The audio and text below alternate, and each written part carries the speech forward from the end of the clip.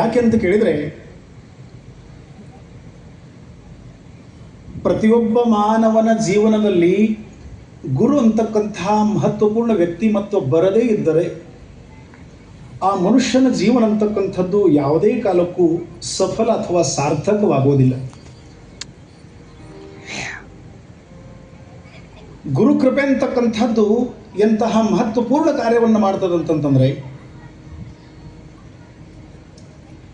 ನೈಸರ್ಗಿಕ ಜೀವನ ಚಕ್ರದಲ್ಲಿ ಕೆಲವೊಂದು ಚಟುವಟಿಕೆಗಳಿದ್ದಾವೆ. ಇದು ಚೈತ್ರ ಮಾಸ, ಯಾವ ಕಾರ್ಯಕ್ರಮ ನಡೀತಾ ಇದೆನೋ ಇದು ಚೈತ್ರ ಮಾಸ. ನಮ್ಮ ಹಿಂದೂ ಧರ್ಮದಲ್ಲಿ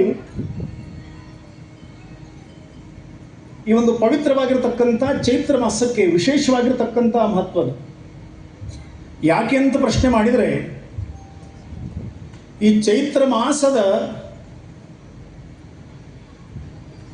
ಮೊದಲನೇ ದಿವಸದಿಂದ ನಮ್ಮ ಹಿಂದೂ ಧರ್ಮದ ಪ್ರಕಾರ ಹೊಸ ವರ್ಷ ಅಂತಕ್ಕಂಥದ್ದು ಪ್ರಾರಂಭ ಆಗ್ತದೆ.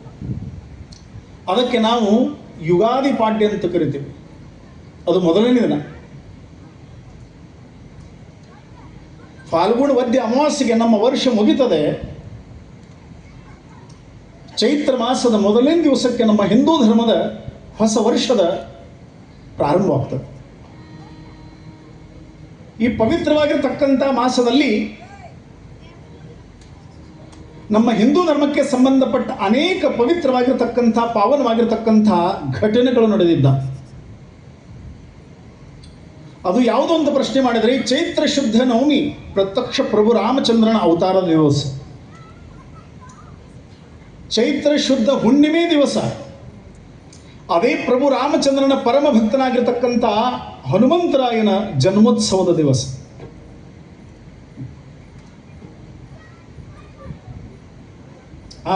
ಇದೇ ಮಾಸದಲ್ಲಿ ಈ ಸಂಪ್ರದಾಯಕ್ಕೆ ಸಂಬಂಧಪಟ್ಟಿರ್ತಕ್ಕಂಥ ಮಹಾನುಭಾವಗಳಾಗಿರ್ತಕ್ಕಂಥ ಸದ್ಗುರು ಭಾವಸಾಹೇಬ್ ಮಹಾರಾಜರು, ಸದ್ಗುರು ರಾಮಚಂದ್ರ ಮಹಾರಾಜರು ಇದೇ ಮಾಸದಲ್ಲಿ ಅವರು ಕೂಡ ಅವತಾರ ಅಂತಕ್ಕಂಥದ್ದಾಗಿದೆ.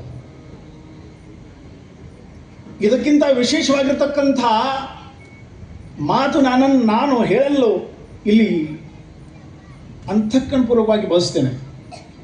ಇಂತಹ ಪವಿತ್ರವಾಗಿರ್ತಕ್ಕಂಥ ಮಾಸದಲ್ಲಿ ನಮ್ಮ ಪತ್ತಾರ ಕುಟುಂಬದವರು ಸದ್ಗುರು ಸಮರ್ಥ ರಂಗರಾವ್ ಮಹಾರಾಜರನ್ನು ಮೂರ್ತ ಸ್ವರೂಪಿಯಾಗಿ ಈ ಒಂದು ಭವ್ಯವಾಗಿರತಕ್ಕಂಥ ಮಂದಿರದಲ್ಲಿ ಸ್ಥಾಪಿಸಿ ತಮ್ಮ ಜೀವನದ ಕೊನೆಯ ಶ್ವಾಸ ಇರುವವರೆಗೆ ಸದ್ಗುರುಗಳ ಸೇವೆಯನ್ನು ಮಾಡಬೇಕಂತಕ್ಕಂಥ ಒಂದು ಹಿತೋದ್ದೇಶದಿಂದ, ಆಮೇಲೆ ಈ ಪರಿಸರದ ಎಲ್ಲ ಸಕಲ ಸದ್ಭಕ್ತರಿಗೆ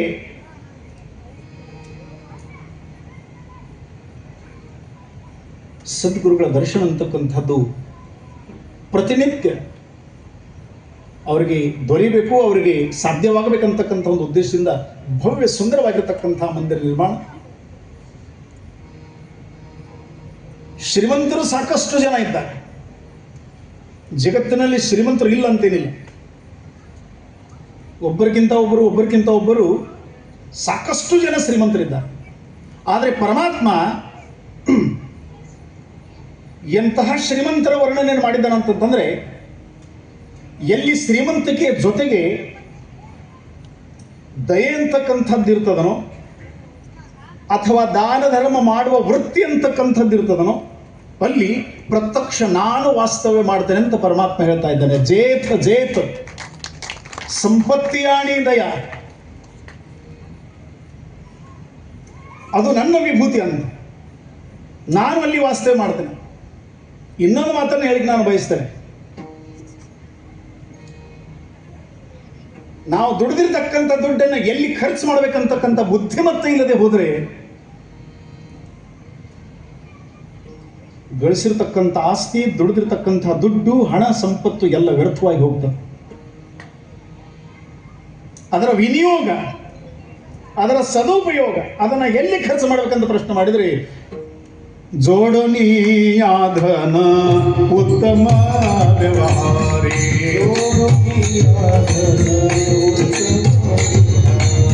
ಜೋಡನೀಯಾಧನ ಉತ್ತಮ ವ್ಯವಹಾರಿ,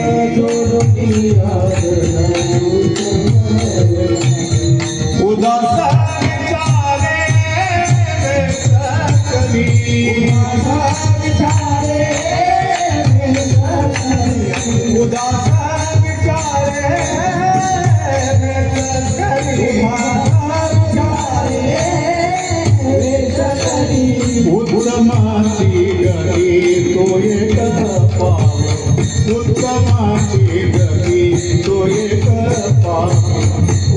उत्तमाची गती तोये कृपा उत्तमाची गती तोये कृपा उत्तमाची गती तोये कृपा उत्तमाची गती तोये कृपा ओ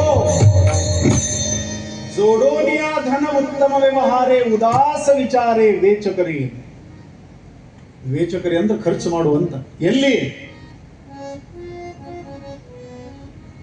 ಎಲ್ಲಿ ವ್ಯಸನಾದಿಗಳಿರ್ತಾವ ಅಲ್ಲಿ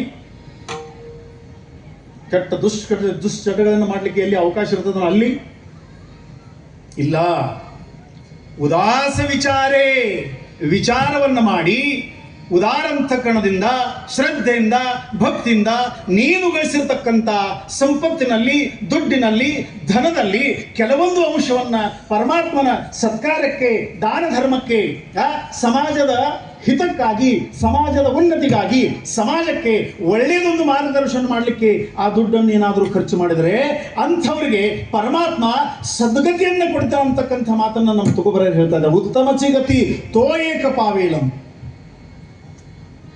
ಅವರಿಗೆ ಸದ್ಗತಿ ಸಿಗ್ತದೆ. ಒಂದು ಚರಿತ್ರದಲ್ಲಿ ಎಷ್ಟು ಸುಂದರವಾಗಿರತಕ್ಕಂಥ ವಾಕ್ಯ, ನಾ ಯಾರು ಮುಖಸ್ತುತಿ ಮಾಡೋದಿಲ್ಲ, ವಸ್ತುಸ್ಥಿತಿಯನ್ನು ನಾನು ಹೇಳ್ತೇನೆ. ಮಂದಿರವನ್ನು ಕಟ್ಟಿಸೋ ಬುದ್ಧಿ ಎಲ್ಲರಿಗೂ ಬರುವುದಿಲ್ಲ. ಮನೆಯನ್ನು ಎಲ್ಲರೂ ಕಟ್ಟಿಸ್ತಾರೆ. ಮನೆಯನ್ನು ಕಟ್ಟುವ ಬುದ್ಧಿ ಎಲ್ಲರದು ಅದ, ಮಂದಿರವನ್ನು ಕಟ್ಟುವ ಬುದ್ಧಿ ಕೆಲವರಿಗೆ ಇರ್ತದೆ.